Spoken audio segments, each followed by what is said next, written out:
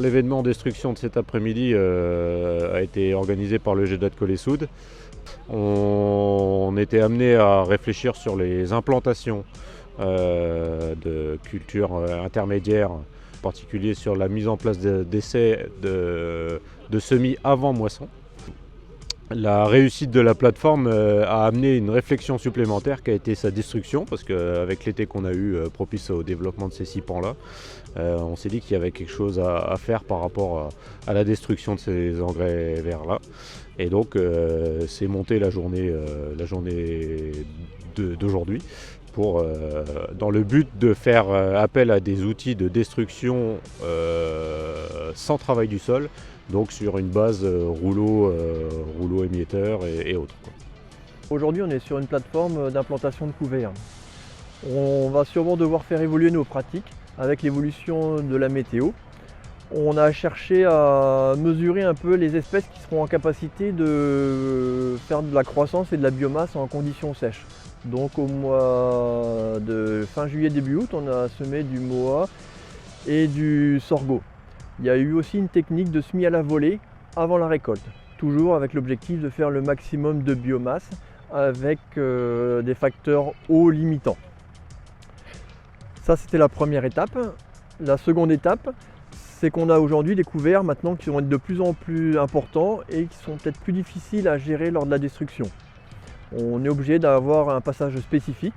Donc soit c'est des anciens outils comme le broyeur à paille, mais qui est gourmand en énergie. En général, il est attelé à l'arrière. Et on a les zones sous les roues sont mal broyées, ce qui peut provoquer des phénomènes de bourrage avec les outils de déchômage à dents ou les semoirs. Donc l'objectif de cet après-midi est de tester des rouleaux hacheurs qui permettent de faire un travail assez proche avec beaucoup moins d'énergie, une consommation de fuel beaucoup plus faible et des débits de chantier plus élevés.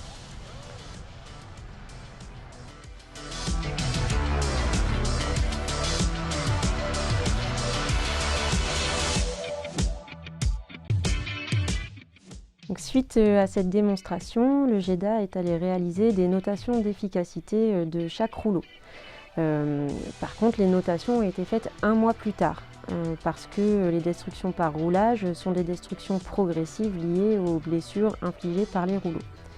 C'est vrai qu'un mois après, ces différences d'agressivité, on les retrouve sur les vitesses de dégradation des espèces. Par contre, on voit sur le graphique que, au niveau des efficacités finales, les rouleaux sont finalement assez proches entre eux, avec des efficacités de 75 à 80% de couverts détruits.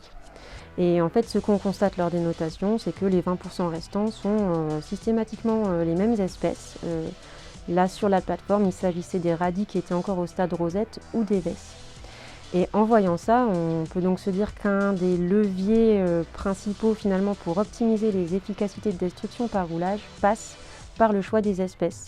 Et donc quand on envisage de détruire par rouleau, quel qu'il soit, il faut choisir des espèces plutôt à port haut et cassant. C'est dans un premier temps le choix de l'espèce et ensuite ne pas oublier l'impact du climat, à savoir qu'un roulage sur gel sera toujours plus efficace.